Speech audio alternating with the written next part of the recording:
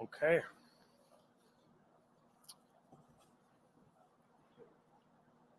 All right. Well, good morning, everyone, and welcome to the Darlington Nuclear Generating Station. I'm so pleased to be here with our Premier, Doug Ford, Minister Oosterhoff, as well as Lorne Coe, Patrice Barnes, and Will Boma, as well as Mayor Foster and the CEO of OPG, Nicole Butcher. And congratulations, Nicole, on assuming this role officially. Now, we're here to lay out our plan, to leverage our province's advantage, our clean, affordable energy advantage, as Ontario and Canada face the threat of tariffs from the incoming Trump administration. An energy advantage that uniquely positions our province, not just to power our own growth, but to continue to be a strong partner for neighboring jurisdictions, if they're willing to work with us. Because under our government, we are building for the future, focused on affordability and reliability. A system that today powers good jobs and economic prosperity on both sides of the border. A system that is connected through 12 transmission lines and numerous pipelines with U.S. jurisdictions from New York to Minnesota. A system that in 2023 sent more than 12 terawatt hours of electricity to our U.S. neighbors, essentially the equivalent of 7.5% of our province's entire generation that year alone. And that's a system that we are continuing to expand as energy demand soars here at home. It's why we've launched the largest competitive energy procurement in Canadian history. It's why we're building thousands of kilometers of new transmission lines. It's why we're here refurbishing and expanding our nuclear fleet on time and on budget.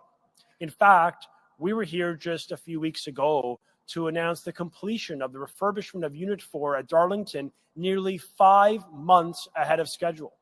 And just yesterday with Sam, our government launched the largest energy efficiency program in Canadian history, all to reduce your energy bills. And that is Ontario's value proposition to the world as we build on time and on budget. And it's one that puts us in a unique position when it comes to exporting our nuclear advantage into the US and to markets around the world. Ontario, as the Premier has mentioned, is a dependable democratic partner. In an increasingly volatile world, the choices before American friends are standing with Ontario or with regimes abroad that do not share our freedom-loving values. Because we know, our Premier knows, that confrontation and conflict does not lead to a better outcome for anyone. And the Premier of Ontario is standing up for Ontarians and for all Canadians, for our jobs, for our supply chain and Canadian economic interests. Today's plan reaffirms that our Premier and government desire to build bridges and for generations of prosperity for Americans and Ontarians alike. And with that, please welcome the man with the vision and the plan to protect our economy, Ontario's Premier, Doug Ford. Thanks so much. Thank you. Well, good morning, everyone, and it's a real pleasure to be here today alongside Minister Lecce, Minister Oosterhoff, and MPP Patrice Barnes and Lorne Coe and Will Boma, which is my parliamentary assistant for intergovernmental affairs. And Will, I know you've been busy.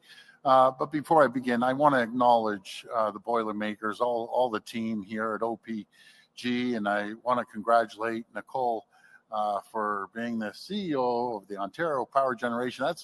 That's a big job, and my champion, Mayor Foster, as well. Mayor, you're hiding back there, but I'll tell you, he's an absolute champion, and a big thank you to an incredible team at the Ontario Power Generation for hosting us at their Darlington nuclear facility, and for the critical work they do day in and day out, powering our province. Thank you. Friends, in less than 2 weeks, a new administration will take office in the White House. This transition marks a pivotal moment for both Canada and the United States. That's why over the past few months, I've been meeting with congressmen and women, U.S. senators, and governors from every region of America across both sides of the political aisle. I've promoted Ontario's close economic partnership with the United States, a relationship built on nearly $500 billion in balanced two-way trade, and have raised concerns about the 25% tariffs President Trump is threatening on goods and services entering the U.S. from Canada. These tariffs would be devastating for both of our economies. that disrupt deeply integrated supply chains, create massive uncertainty for investors, raise costs for businesses, and put countless jobs at risk on both sides of the border. It doesn't have to be this way. We can achieve so much more if we work together, and Canada needs to do its part. First, we need the federal government to invest in our military to meet and exceed our NATO funding commitments. Second, the federal government needs to turn words into actions by implementing its border security plan. This needs to include permanent funding increases for the RCMP, the Canada Border Services Agency, to put more boots at the border. And we need highly visible activity to give our U.S. allies the confidence they need that we're doing our part. Ontario is also stepping up. Yesterday, we launched Operation Deterrence, our plan to crack down on illegal cross-border activities, led by 200 dedicated Ontario provincial police officers. They'll work alongside frontline and specialty officers with access to drones, helicopters, fixed-wing aircraft, boats, off-road vehicles, and foot patrol, all dedicated to protecting the safety and security of families and communities on both sides of the border. As I've met and talked with U.S. lawmakers, I've also been listening. I've heard significant concerns about how China is ripping off American workers by hijacking global supply chains to unfairly benefit Chinese companies at the expense of U.S. industry and American communities. I've heard loud and clear, America has had enough. Now, U.S. lawmakers are undertaking one of the most ambitious economic and geopolitical shifts in decades as America decouples from China and its global proxies. This won't be easy. It will require long-term thinking, it will require dedication, and most of all, it will require friends and allies. Canada's here to help. Working together, Canada and the U.S. can be the richest, most successful, safest, most secure countries on the planet. Working together, we can usher in a new American and Canadian century, a time of unprecedented growth, job creation, security, and prosperity. We do so by building Fortress AMCAN. Fortress AMCAN is a renewed alliance between America and Canada that's a beacon of stability, security, and long-term economic growth on both sides of the border. Fortress AMCAN is a vision that respects each country as proudly independent, a vision that celebrates what we can achieve together, a true partnership where Canada and the U.S. align on shared priorities, achieving free, fair, and balanced trade, growing our economies, accelerating resource development, and protecting our borders and our communities. A cornerstone of Fortress AMCAN, this renewal alliance involves achieving energy security to power economic growth on both sides of the border. Ontario is already taking bold steps. We're leading North America's largest expansion of nuclear energy, including the first small modular reactor in the G7. We're refurbishing reactors at Darlington and Pickering, and we're launching historic energy procurements to meet growing demand while preparing Ontario to become a major exporter of clean energy.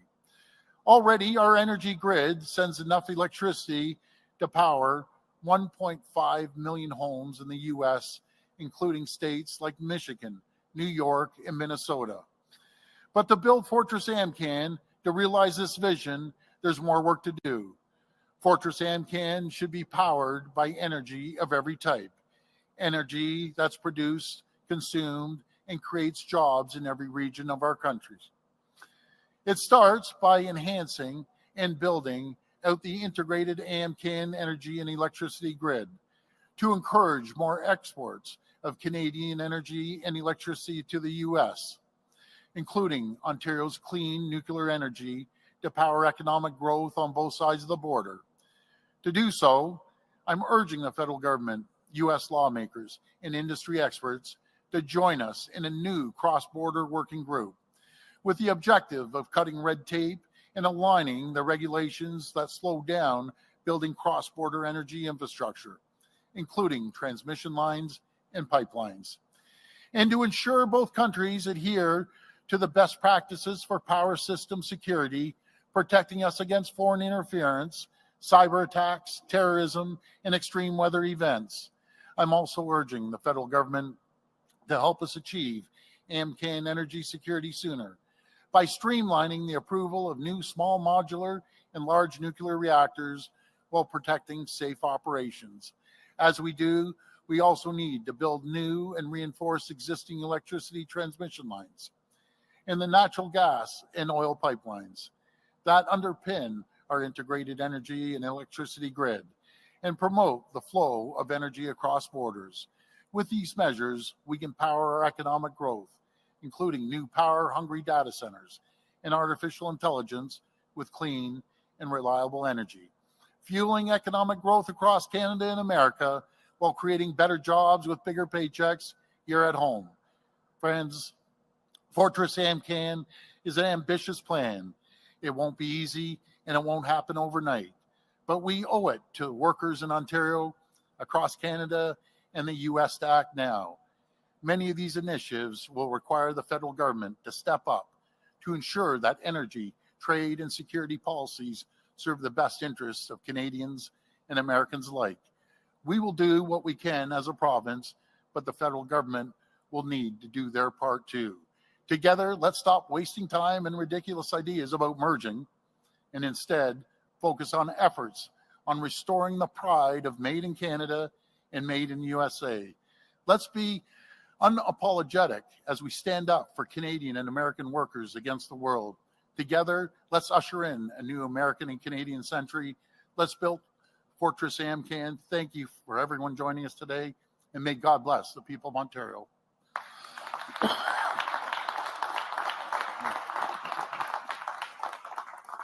We will now open the floor for questions from the media. Please come to the mic and state your name and outlet. Just a reminder, it's one question and one follow-up. First question. Good morning, Premier. Mark McAllister from City News. Hi, Mark. How you doing? A lot of talk from you today about Canada as a whole rather than Ontario specifically. Just wondering why you feel the need to step up and speak on behalf of the entire country. Well, right now, I've been blessed to be the chair of the Federation, and I never speak on behalf of all premiers. I always get a consensus, and we are meeting today, and we look forward to sitting down and making sure that we have a strong plan moving forward. There's a lack of leadership right now at the federal government, and someone has to stand up for Ontario, someone has to stand up for Canada. And I want to congratulate all the premiers because they're doing the exact same thing as what I'm doing in their jurisdictions, and I appreciate everything that all the premiers from all the provinces and territories. We have a great group of premiers, fabulous, and I'm fortunate to have a great team representing Team Canada. The term Fortress AMCAN, you've Yes. been using it for a number of months now. Is there not a danger of it being misinterpreted in some way? You've now got the president-elect talking about an artificial border. He could be looking at Fortress AMCAN very differently than you are. Well, very, very simple.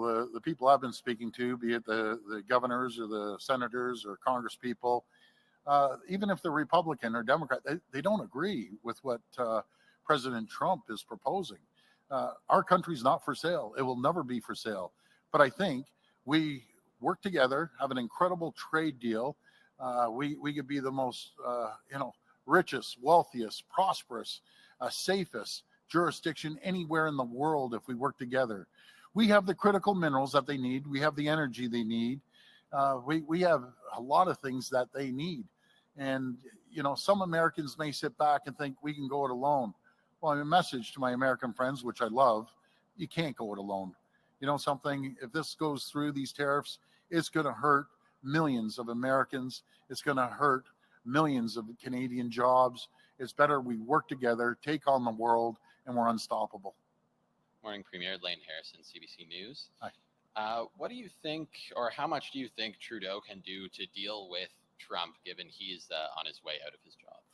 Well, what we expect from the Prime Minister, we sent him a letter the other day, and he's agreed to meet in person on next Wednesday. And, the message is you need to do everything you can to stop the tariffs. We need to see your plan. We need to see the plan that you announced on border security. There's one thing to put a plan out there. There's another thing to see absolute action happening. So we're going to hold his feet to the fire until the day he's no longer prime minister. He's still prime minister. He still has a responsibility to make sure that we avoid these tariffs at all cost and make sure that he secures the border and commits to the 2% NATO funding. When it comes to that looming change in Ottawa, like, do you think that Trump cares much who is Prime Minister of Canada, or do you think he kind of just has it in for the country in general? Yeah, I can't speak for President Trump. I can tell you one thing, that we have a strong group of premiers representing the country right now. We're going to head down to Washington. I believe it's the first or second week in February, and we'll be representing Canada proudly. And we have a great relationship.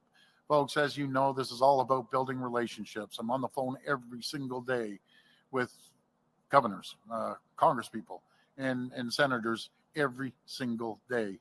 And they're great people. They aren't saying a word. And I have a lot of friends in the U.S. I speak to. Not once have they said, Canada is the problem. I'll tell you who the problem is. China's the problem. Shipping in cheap parts into Mexico, and Mexico slapping a Made in Mexico sticker on it, shipping it up through the U.S. and Canada, costing American and Canadian jobs. That's unacceptable. And Mexico has to make a decision. You're either with Beijing or you're with Washington. I can tell you what Canadians are with. We're with Washington. Hi, Premier. Alison Jones with the Canadian Press. Hi. The president-elect said yesterday that he doesn't need anything from Canada. So what makes you think that you'll find a willing partner to this plan? Well, you know, with all due respect to the president, who his handlers are, who's misinforming him, right now we ship 4.3 million barrels of crude oil down to the U.S. 60% of their imports, energy imports, are coming from Canada. We keep the lights on with 1.5 million homes and businesses in the 3 states that I mentioned. We have critical minerals that get shipped across the border every day for their manufacturing capabilities and their military. And the list goes on and on and on. Saskatchewan produces uranium that gets shipped over to Ontario to be refined. And, you know, they wouldn't be able to survive without the uranium for their weapons. So we want to work with them. Nickel up in Sudbury. We have some of the finest grade nickel in the world. The Americans need to keep their manufacturing going. So, you know, I want to work with the president. I want to make sure we have a strong alliance. And when we work together, there's no one that can stop us. So we'll see what happens on January 20th, and then we'll react from there. And have you had any conversations with U.S. officials or companies about this plan, looking to expand interties, pipelines, all of that? Or is this all just very preliminary at this point? No, I've talked to many elected officials down there about our plan. I've talked to many CEOs. Some of the largest companies in the world, the CEOs wrote a letter to the president saying, you know, they just do not believe in these tariffs. They're so intertwined into their Canadian divisions. I met with 20 or 25 of the top CEOs in Canada just a couple of weeks ago when all the premiers were in. They're saying the same thing. This is going to hurt American and Canadian jobs. 9 million Americans wake up every morning in the U.S. to produce products for Ontario alone. Canada as a whole, the $1.3 trillion, we are their number one trading partner, even though Jesse Waters thinks we're number 2. We're number 1. I think he was counting pesos, not Canadian dollars, when he said they were number 1. But in saying that, we're the number 1 trading partner to 27 states as a country. As Ontario's 17 states, we're the number 1 export destination. So I'm sure his team, the senators and congresspeople, private sector business people are in his ear. But that's President Trump, right? We'll deal with him. Good morning, Premier. Mike Walker, CTV News Toronto. Hi, Mike. With the president-elect appearing to double down on imposing the tariffs, you mentioned on Monday that there are several options on the table for Ontario in terms of retaliation. You have previously spoken about cutting off energy exports. Can you elaborate on what those other options are and how you came to those? Well, without divulging to our friends in the US, we have a whole host of products that we ship up and that we're going to be targeting, especially in the 17 states we deal with as their number one export destination. You turn up the heat on them. Believe me, they will be in the president's ear when these companies are laying people off because they aren't shipping products, or they are shipping it at a 25% higher cost. And I use this example. Someone in Texas buys a pickup truck that's produced here in Oshawa, not far away from here. They typically would pay $60,000. Now, that same person in Texas is going to pay $75,000 if he puts tariffs on vehicles. And I know the president mentioned, we don't need to build cars. Well, Mr. President, that's not accurate at all. We buy as many cars from the U.S. as we ship down there. Majority of the cars that we do ship down there, 50% of the parts come from the U.S. It's so integrated. Again, the auto pack has been around since the 1960s. So we just need to work together. And I know the American people, I know them very well. They do not feel this way. And just following up on the very first question you were asked from my colleague about kind of taking the lead role in the last few weeks, appearing kind of prime ministerial with this.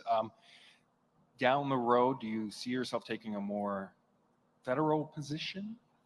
You know, I appreciate that, but my main focus is to protect the people of Ontario. And as chair of the Federation, I have to make sure I represent all the premiers across the country, no matter from coast to coast to coast. And that's my job, and I'm going to fulfill that job and work day in and day out to make sure we protect Canada and protect Ontario as this inauguration happens January 20th. Bonjour, Jérémy Bergeron, Radio-Canada. Donald Trump is still repeating that he wants to annex Canada to the state. Do you think it's still a joke at this point, or are you worried? You know, something, I'm always concerned when a president of the most powerful country in the world says these statements. But that's not going to happen. And we're going to make sure that we work collaboratively, side by side with elected officials in the U.S. Keep in mind, it's not a parliamentary system in the U.S. We have the greatest political system in the world, in my opinion, the parliamentary system. The president obviously has a lot of power and presidential orders, but he still has to get through Congress. He has to get through Senate. And there might be some hurdles that he has to cross when he gets there. So let's all just work together. That's what I'm preaching right now to our American friends. We're your strongest allies, closest friends. You know, over 800,000 Americans live up here. Another 800,000 or 900,000 Canadians live in the U.S. We need to work together, and everyone feels the same way. This will be the last reporter. Hi, Premier. Alistair McNamara, KX96, 92.9 Grand. This might be more of a question for the Energy Minister, but in November, your government announced you were beginning talks with 3 communities, including Port Hope and Nanticoke, about new energy generation. Just wondering how those discussions are coming along. Thank you for the question. So yesterday, the Premier and the government announced the largest energy conservation program in the history of Canada, $11 billion back in people's pockets to reduce energy bills. The same year that the carbon tax is going to rise, excuse me, again in April. So a very healthy contrast. Give me 1 second. Pardon me. With respect to Haldimand and St. Clair and Port Hope, we are very excited about these 3 locations. I'm so sorry. The irony of this is amazing. I'll give you a sip of my water, but I sipped No, you did, Premier. We both have the I'm same. clean as a whistle, so you can take a swig of it. It's okay, Premier. Thank you. Take the shirt off his back, but You okay. wouldn't want to see that. No, got I It's don't the know. worst thing you Different can size, but I mean, having said that, and Haldimand and Port Hope and in St. Clair, 3 amazing communities. We're working with them as willing hosts because we need to expand energy generation. 75% more energy is needed in Ontario. Similar projection in the U.S. too. Energy is soaring amongst industrialized economies. The difference between our Premier and our party and the government of the past is, unlike the short-sighted, disjointed 4-year electoral cycle planning of the former government based on ideology, making decisions on the highest energy sources 10 times above market. Our government has launched a long-term integrated energy plan that is thinking about tomorrow for the next 25 years. Part of that means we need to build new generation, including nuclear generation in the province, net new. And so we're grateful that, for example, in Haldeman, for example, in Port Hope, their mayor and their council has put up their hand with a support resolution, a very early indication of momentum behind our vision to build more energy security that is clean, affordable, and reliable for the people of Ontario. I'm so sorry for what happened in the beginning. No, dry air. It happens to all of us. I will ask, because in the November announcement, Minister, you were not just going to speak with municipal politicians, you were going to speak with community leaders and Indigenous leaders. I'm just wondering if you can speak on perhaps the feedback you've gotten from them. Well, we're in constant communication with leaders within the communities, business leaders. I always joke around with my Minister of Indigenous Affairs. I said I should be the minister because I get more calls from our chiefs. We have an incredible relationship with our First Nations communities. They're great people. But this situation we're facing in January 20th, everyone's involved from, again, coast to coast to coast. We have to make sure that we stand united. We stand tall and proud. We're a sovereign nation that we're proud of. Being Canadian, we'll never give that up. And we'll see how long these tariffs will last. Because I can tell you, I said it a month ago when he first said it, these tariffs are coming. And are they going to come like they did last time for 5 or 6 weeks? That's one thing. But if they last for months and months, we're going to have to do the same thing as what we did during the pandemic. I'm going to have to put tens of billions of dollars into the economy to save the economy, to protect Canadian Ontario jobs.